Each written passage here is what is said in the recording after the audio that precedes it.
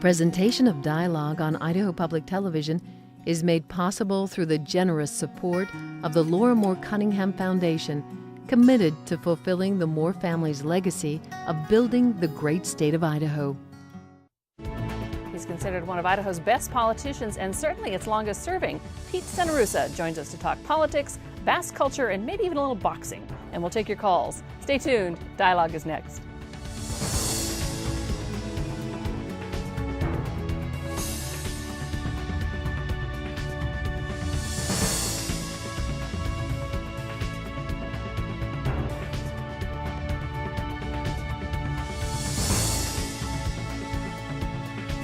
Hello, I'm Joan Cartan-Hansen. Thank you for joining us here on Idaho Public Television, on the World Wide Web, and on public radio stations. For generations of Idahoans, Pete Cenarrusa was the Secretary of State. Cenarrusa ran 9 times for the state legislature and 8 times for statewide office and never lost an election. He's been inducted into 5 different halls of fame, including the Agricultural Hall of Fame for his sheep ranching, in the Idaho Athletic Hall of Fame for his boxing, and the Basque Hall of Fame and Basques of the World for his efforts on behalf of the Basque culture. At 92, Pete Cenarrusa has published his memoirs, written by Quayne Kenyon. I'm never going to get that right, Mr. Cenarrusa. Bizkaia to Boise. Looks back at the most remarkable life of this man. Pete Cenarrusa joins me now to share his story. Sir, thank you for being here. I appreciate you taking the time. Sean. Thank you very much. Also joining us is Cenarrusa family friend Roy Eiguren. Roy, thank you for being here. Thank you, my pleasure. And political commentator Jim Weatherby. Jim, thank you for joining us. Good to be here, Joan. And of course, we want to hear from you. Give us a call, toll free, at 1-800-973-9800. You know, Mr. Cenarrusa, from the good share of my life, you were the Secretary of State, but not many people know what a Secretary of State does. Let's just start the conversation off by... There's a few items of what the Secretary of State does. He is the Chief Elections Officer of the state. Prior to my entering that office, there was no Chief Elections Officer as a state head. And the Secretary of State was made the Chief Elections Officer. And he coordinated with all the county offices, all of the county elective offices, and the county clerks. And you're also in charge of keeping track of all the state records? Keeping track of all the state records and doing all the canvassing, all the state canvassing of all the votes. Right. After the election.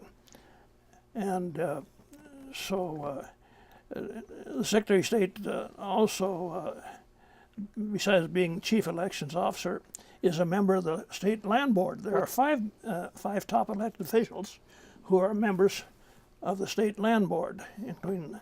And most people don't appreciate how important the Land Board is to the state of Idaho.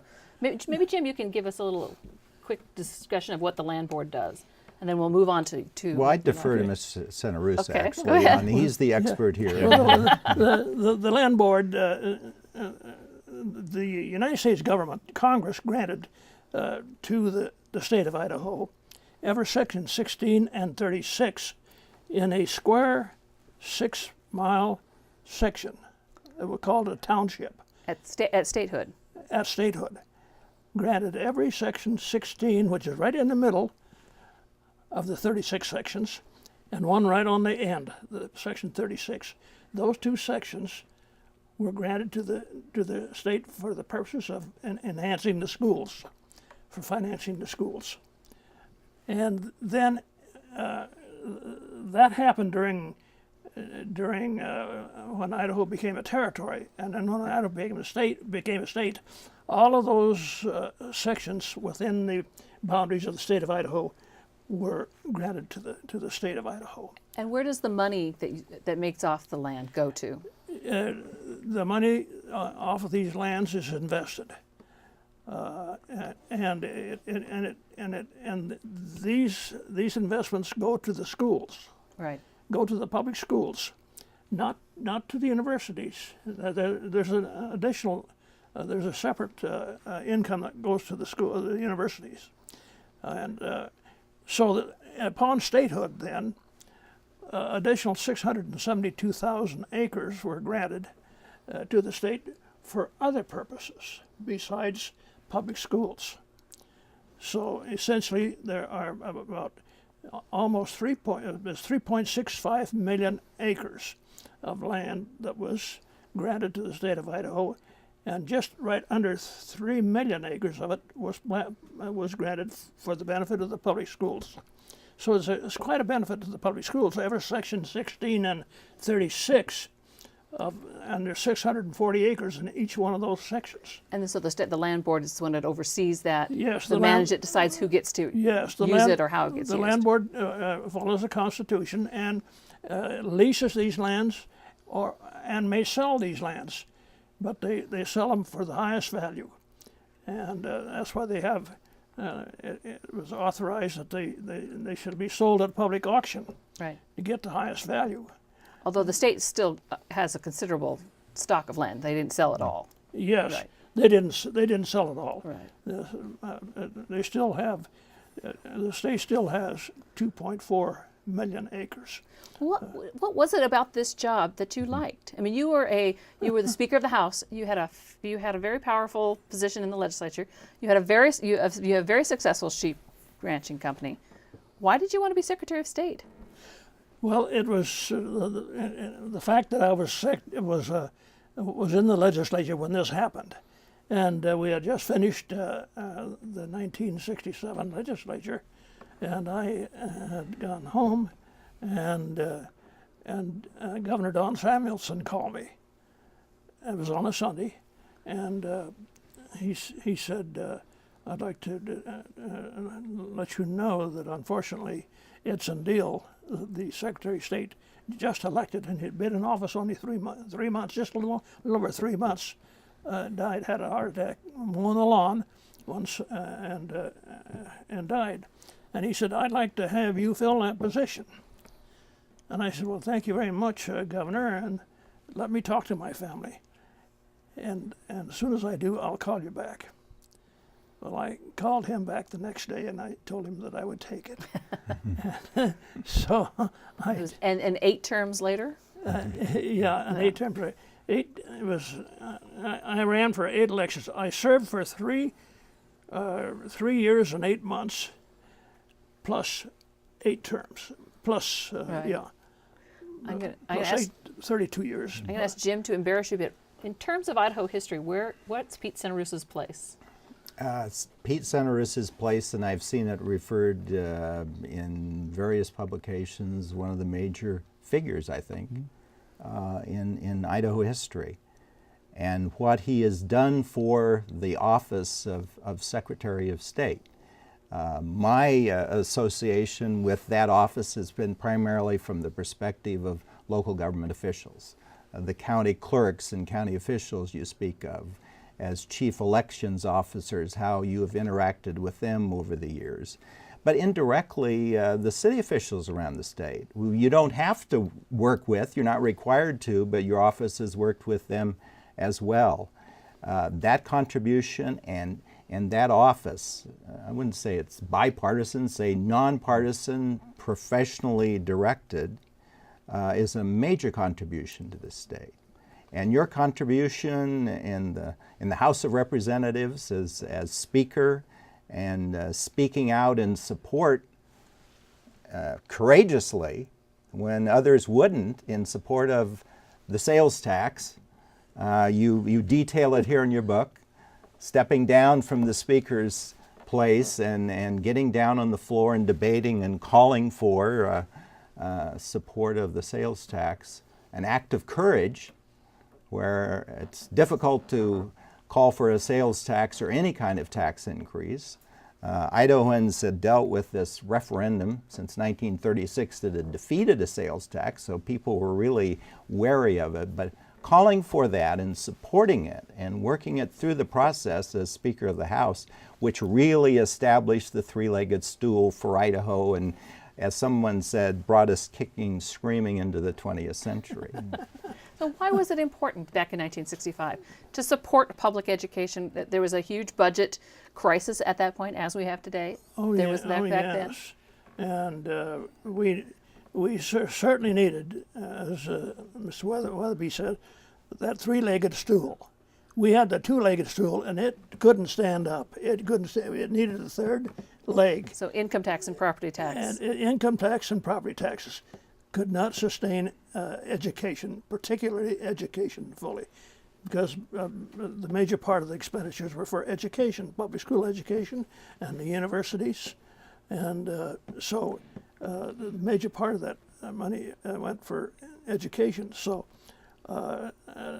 naturally, when Bob Smiley, when they called for the referendum, why he put out the letters SOS, Save Our Schools, and that went out all over the state to save our SOS, Save Our Schools, and you don't pass this referendum to kill the sales tax. What the referendum was to kill what the legislature did.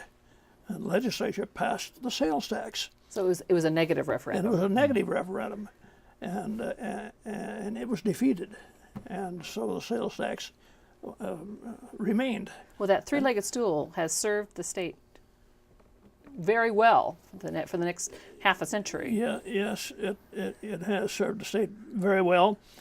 Of course, we passed the 3% sales tax. Yes. It is up to 6% now. Yes. So, there's no level that you can hold it down to if the legislature so deems necessary that it shall be increased. The legislature can increase it, but you can only go so far, and you got to be, you got to be real people there, because you're representing the people of the entire state. You're representing all the people of the state. And that 1965 session was also remarkable. That was the session that the State Parks Department was formed. Tell us a little bit about that battle to form the State Parks Department. The State Parks Department, and Bob Smiley, Governor Smiley, was very much for state parks. He wants a state parks administration, and so in fact it lost the first session that we considered it, and the minority leader, Herman McDevitt, had one of his own that he wanted passed, and he got his minority group to oppose Bob Smiley's, and through a legislative or through a parliamentary procedure, he was able to hold that up, hold Bob Smiley's Parks Board up for that session. We came back the next session knowing what, and he tried the same thing, and I said, Mr. McDevitt, you're not going to do it again. No, you're not going to do it again. We're going to pass this State Parks Board, and we did. And at the same time, when we passed the State Parks Board, we acquired the Harriman State Park. Right. And that was a marvelous piece of land that Harriman donated to the state of Idaho, and we still have it. It is a jewel in our park system. Yes. How do you feel about the current move to eliminate or subsume the State Parks Department? Well, I don't think so. I think we should. We worked hard to get it, and I think we should retain it, the state park system. Another thing you did that session was essentially form the merit system for state employees. Yes. Why did the Percy system, which is the key draw to work for the state now, because the salary levels are so, why put in that Percy? Why did you want that? Well, Percy has done very well for the state, and it is well financed, and through the state employees and the state government, and they're well financed. They have in the neighborhood of they did have as high as $12 billion. They've got somewhere around $11 billion now, and very well funded, and they're able to compete with private enterprise and employees. Prior to that, they were unable to compete with private enterprise on the employees.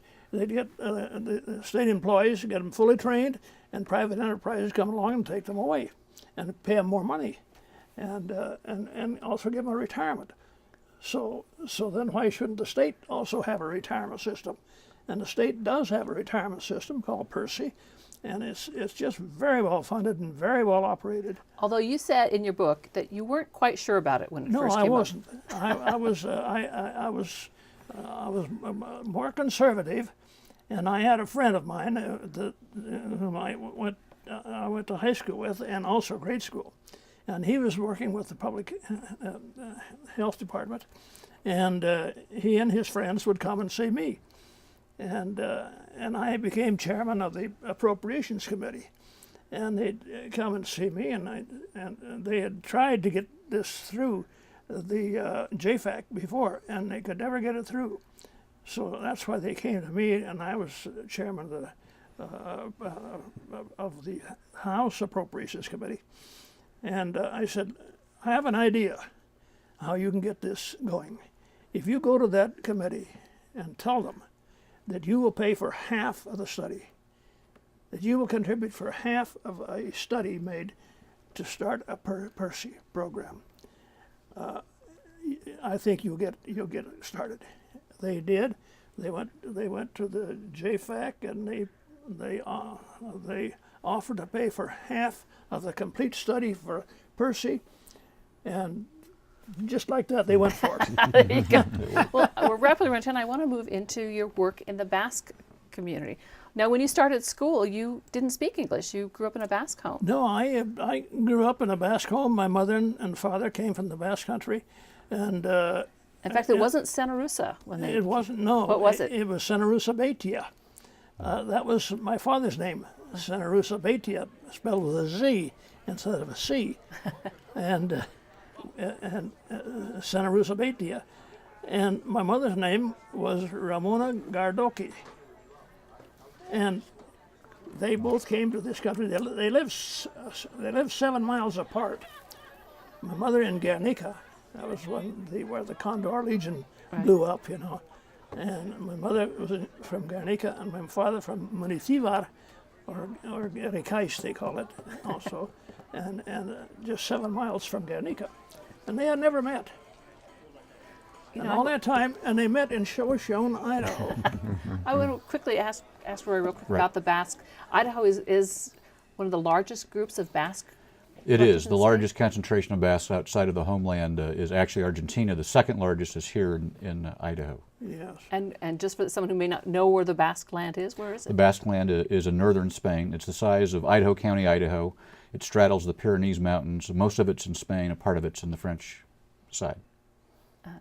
And you got into quite a controversy in 2002 with the U.S. Secretary of State for a resolution you got through the legislature with now Boise Mayor Dave Beater. Yes. Tell us about that. Yes, we got a resolution put together, a memorial, and it was 114, and it was in the end was first to get peace. There is a conflict over there, and there's a small group of what they call ETA or ETA, called Euskaditas Katasuna, Basque Land and Freedom. And they started with a very good, noble idea to have peace. They wanted peace. And self-determination. And self-determination. Yeah. But that is what really the Spanish government opposed, was self-determination. The others not so much, but it was self-determination that they did not want the Basque to have. They wanted the Basque to be all fully Spaniards. And the Basque wanted to be Basque. Well, yeah, and Basques have been fighting for their own right, for their own homeland for hundreds of years. Exactly, yes, for centuries. Yes. So in 2002, you did what? You and Dave Beater. Yeah, Dave Beater and I sponsored this in the House, and it was the Speaker of the House was Bruce Newcomb. Bruce Newcomb, and I was back in behind one of the doors there, and Bruce Newcomb motioned to me and said, "Come on up here and take my seat." I was the former Speaker, so he gave me the gavel. And I spoke to the House members from the speakers stand from the speaker's seat. Your old chair. my old chair, and that was, that was historic. That had never been done before, and that was very, very nice of the speaker to do that for me, and then. So the resolution was basically to call for a separate homeland for the Basque and for peace, as I understand it. Yes, to call for a self-determination, mainly self-determination. And Roy, maybe you can remember what happened. Well, I remember quite vividly what happened was that this memorial or resolution got the attention of the American White House.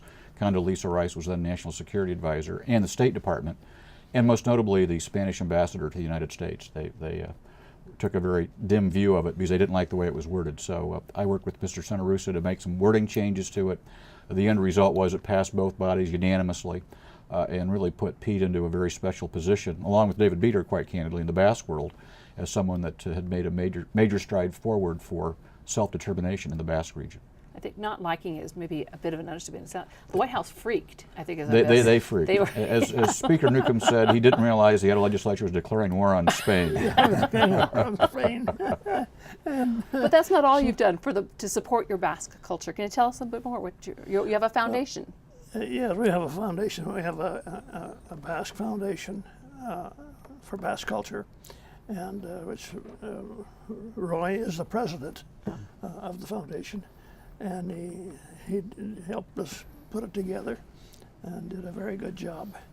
But why preserve this? The Basque people are like another, fabric. They're part of the fabric of Idaho. They're the loom and the weave. They're already woven in. Why have a separate foundation to support the culture of this? Well, it's that very thing. Not to lose the culture, to do something to retain the culture that they are losing. They're losing it in Spain because of the opposition from the Spanish government. And but the president of the Basque country, of those, there are three countries. Roy can explain that to you, how those three are put together, are the Basque autonomous government. And they have gone worldwide to get organizations such as ours together to get a worldwide movement going to retain the Basque culture and customs and the language. And retaining the language is more difficult because it is a difficult language. And through the generous contributions of the Cenarrusa family, along with other fundraising mechanisms we have, the foundation has distributed over the last 4 years over $50,000 for various organizations for the purpose of enhancing our culture, our language. It's really a very special thing. We thank Pete and Frida for putting that together. They tell me we've only got about 5 minutes, and I don't want you to get away without telling us about your boxing career. When I read, Quayne Kenyon was the author of the book, and I got to the part, I said, I didn't know that he was he was part of a national boxing team. How good a boxer were you? How good a boxer are you, I guess? I went to the University of Idaho, and they had a good boxing team at the University of Idaho. And I went down to the Memorial Gymnasium, the old gymnasium, and watched them work out. And I thought to myself, well, I think I can do as well as they're doing. And so I talked to Louis August, the coach, Louis August, and he was really a good coach. And he said, come on out, turn out and train with these men I have here. And we had really good men. We had the captain of the United States Olympic team in Berlin, Ted Kara, who won the Olympics, and his brother was almost as good as he, and they were both on the team, and we had real good boxers on that team, and so I gained a lot from him, and I worked out to have be very agile on my feet, like Muhammad Ali, and with a left jab, fast left jab, sometimes strike 3 or 4 times, bang, bang, bang, bang, and then move away. So how did your boxing skill serve you in politics? That's a good one. Well, in politics, I don't know how it served me in politics, but I can tell you of one occasion that we had when I was in the military. I was a Marine, a Marine flyer, and I was happened to be in Los Angeles with Navy flyers, 2 Navy flyers. We decided to go to Hollywood, and we went to a club there called the Brown Derby in Hollywood, and as we were walking to our table, I noticed a young lady there that I'd met before. She was going to the University of Southern California. She was from Argentina, and they have a lot of Basque people in Argentina. And so I talked enough Spanish and Basque also, so that I struck a conversation.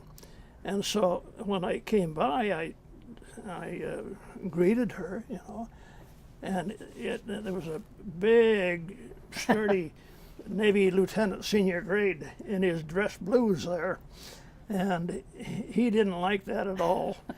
And he said, "I am going to give you a beating.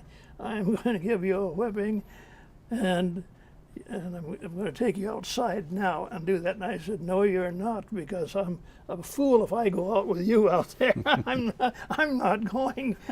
And he kept after me and after me, and finally, and I never did get angry. Well, maybe I that's had no how it occasion to served you. get angry. And I said, "Well, okay, you talked me into it. Let's go." Who won? I won. As I understand reading the book, you won because you kept your cool. I Maybe never, that's never the best got way. touched. He never touched me. Now, I want to really quickly tell people where they can get a copy of the book. Where can they get a copy? You can get it at the Basque Museum, which is in downtown Boise, and it will shortly be in various bookstores throughout the Boise area. You can also get it online by going to University of Nevada Reno Press, and you can order it offline, or online, excuse me. So there's 2 ways to get it, and we've got, of course, have links on the Dialogue website if you're interested in that. Now we're going to go ahead after the show's live show. We're going to talk about some of some things you've done with the U.S. presidents in our Web Extra. So if you're interested in that, be sure to check it out on our website. One real quick question, because I got about a minute to go, a little bit less. How do you want to be remembered? Well, as a person willing to work with people, willing to be out and friendly with people and work with them, and to help them if I can, be of help to the people. And that's the way I've always been. That's the way I've always felt. In the legislature, I felt that way towards the Republicans and towards the Democrats as well. I helped the Democrats when necessary, and the Republicans. So it was a desire to help out, and I think that's how I would like to be remembered. And we've got to go. So thank you very much. I appreciate you joining us. We appreciate you, Roy, Jim, for helping along tonight. I appreciate it. If you want more information, check out the the Dialogue website. Get my right show. Check it out, idahoptv.org. Thanks for joining us. Presentation of Dialogue on Idaho Public Television is made possible through the generous support of the Laura Moore Cunningham Foundation, committed to fulfilling the Moore family's legacy of building the great state of Idaho. To order a copy of this program from Idaho Public Television, call our toll-free number or... It was a horror story. The pandemic that killed 30